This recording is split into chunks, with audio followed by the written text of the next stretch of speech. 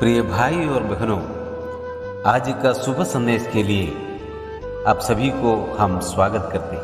मेरी रूह खुदा की प्यासी है, मेरी रूह खुदा की प्यासी है, मेरी रूह जैसे हिरनी पानी के नालों को तरसती है। मेरी रूह खुदा की प्यासी है, मेरी रूह खुदा की प्यासी है, मेरी रूह खुदा की प्यासी है, मेरी रूह खुदा की प्यासी है। आज का संदेश परमेश्वर के दास नेल्सन थॉमस मुंबई से बांटा जाएगा। प्रार्थना के साथ सुनिए। परमेश्वर की स्तुति हो। शुभ संदेश के सारे श्रोताओं को प्रभु यीशु मसीह के अति श्रेष्ठ नाम में सलाम और अभिनंदन। आज के मनन के लिए हम पढ़ेंगे मत्ती सुसमाचार और उसका 4 अध्याय 5 से लेके 7 पढ़ोगे। Matthew's gospel chapter 4 verses 5 to 7। तब शैतान उसे पवित्र नगर में ले गया और मंदिर के शिखर पर खड़ा करके उसने उसे कहा, यदि तू परमेश्वर का पुत्र है तो अपने आप को नीचे गिरा दे, क्योंकि लिखा है वो तेरे विषय में अपने स्वर्गदूतों को आज्ञा देगा और वे तुझे हाथों हाथ उठा लेंगे, कहीं ऐसा ना हो कि तेरे पैरों में पत्थर से ठेस लगे। यीशु ने उससे कहा, ये भी लिखा है, तो प्रभु अपने परमेश्वर की परीक्षा न कर। प्रभु यीशु मसीह की परीक्षा का हम विचार कर रहे हैं। 40 दिन जंगल में जिस तरीके से शैतान उसको परखा गया, हमें कहीं सबक मिलते हैं। किस प्रकार आज भी आप और मैं परीक्षा का सामना करना पड़ता है। प्रभु यीशु मसीह हमारे लिए नमूना है, आदर्श है। पहला परीक्षा हमें सिखाते हैं, जो पत्थर को रोटी बनाने के लिए कहा, शैतान हमारी कमजोरी का इस्तेमाल करते हैं। शैतान हमारे स्वाभाविक आवश्यकताओं का इस्तेमाल करते हैं, दुरुपयोग करते हैं। हमने सीखा कि शारीरिक आवश्यकता से सबसे बढ़कर आध्यात्मिक आवश्यकता है, जो परमेश्वर के वचन के द्वारा ही हम संतृप्त पा सकते हैं। आज यहां दूसरी परीक्षा को देखते हैं। शैतान उसको मंदिर के शिखर पर लेकर जाते हैं, बोलते हैं कि तू परमेश्वर का पुत्र तो है, नीचे अपने आप को गिराओ। तुम तो परमेश्वर का वचन का पसंद करते हैं, तुमने कहा परमेश्वर का वचन से ही जीना है। वो वचन में लिखा है, तुमको संभालेंगे स्वर्गदूत, तुम्हें कोई हानि नहीं आएगा। भजन संहिता पढ़कर या बोलकर वो प्रभु यीशु मसीह को प्रोत्साहन देते हैं, चुनौती देते हैं, कूद लो। हम जानते हैं प्रभु यीशु मसीह किस प्रकार उस परीक्षा के ऊपर विजय पाया। यहां 3 बातें हम देख सकते हैं, हमें विचार करना है। पहली बात यह है कि हमारे जीवन में परीक्षा आने का और एक मार्ग है, हमारा स्वयं की ओर वो नजर रखते हैं। जब शैतान यीशु को चुनौती देते हैं, आप तो परमेश्वर का पुत्र है और तुम कूद लो, करीबन 500 फुट नीचे गिराओ अपने आप को, तुमको कुछ हानि नहीं होगा, वचन में लिखा है कि दूत संभालेंगे। ये बड़ा चुनौती है। जब एक व्यक्ति के अंदर अहंकार भरा हुआ है, जब एक व्यक्ति के अंदर गर्व भरा हुआ है,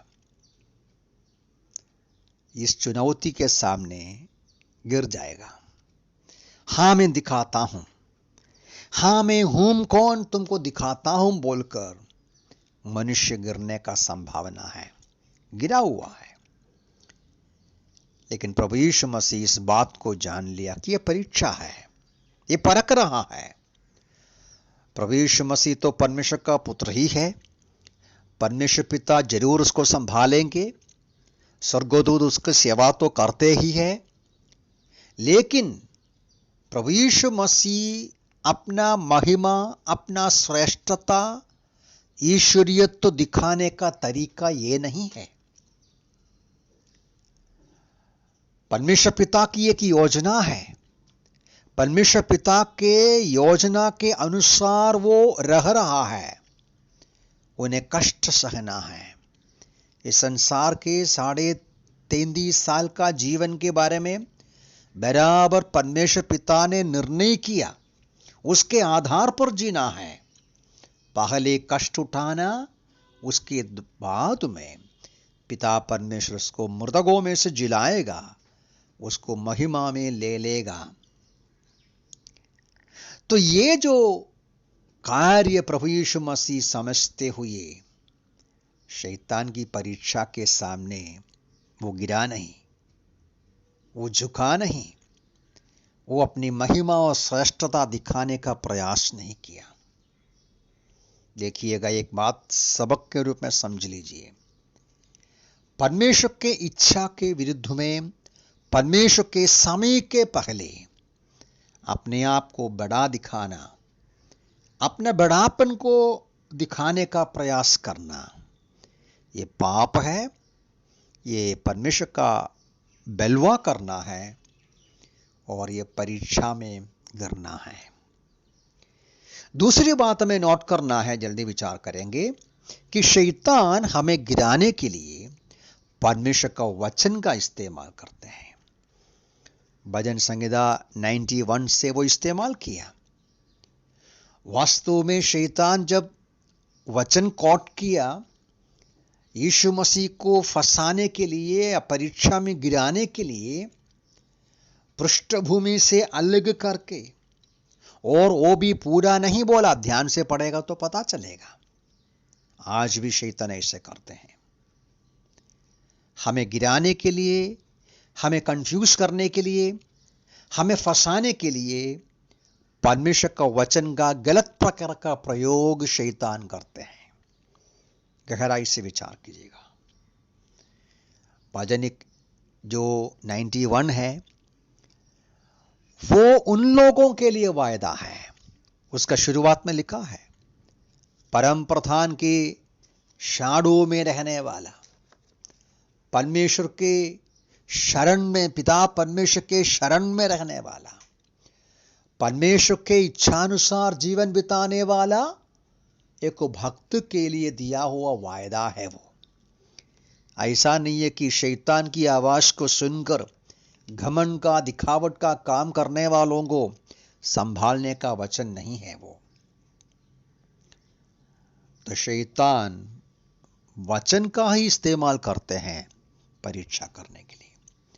तीसरी बात हमें समझना यह है, परमेश्वर का वचन का उल्लंघन करते हुए, या दूसरे शब्दों में हमारी जिम्मेदारी को पूरा ना करते हुए परमेश्वर को चुनौती देना कि आप चमत्कार कार्य करो, ये उनका परीक्षा करना है।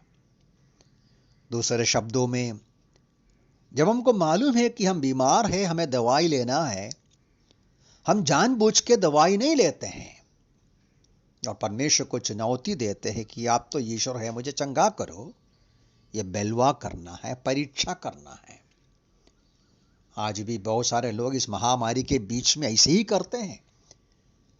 वो ध्यान नहीं देते हैं, लापरवाही करते हैं, बोलते हैं कि प्रभु संभालेंगे, प्रभु अपना काम जरूर करेंगे, कर सकते हैं, शक्तिशाली है। हमारी जिम्मेदारी पूरा करना है, परमेश्वर का परीक्षा नहीं करना।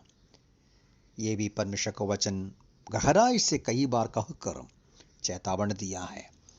व्यवस्था विवरण 6 का 16वां पद को लेकर यीशु मसीह शैतान से बोला, यह भी लिखा है, तुम्हारा परमेश्वर की परीक्षा न करना। ये 3 महत्वपूर्ण सच्चाइयों को मन में रखिएगा। शैतान हमारा स्वयं को, घमंड को इस्तेमाल करते हैं, उस पर ध्यान देते हैं। शैतान वचन का दुरुपयोग करते हैं। परमेश्वर का परीक्षा करना, परमेश्वर का चुनौती करना पाप है और वो बलवा करना है।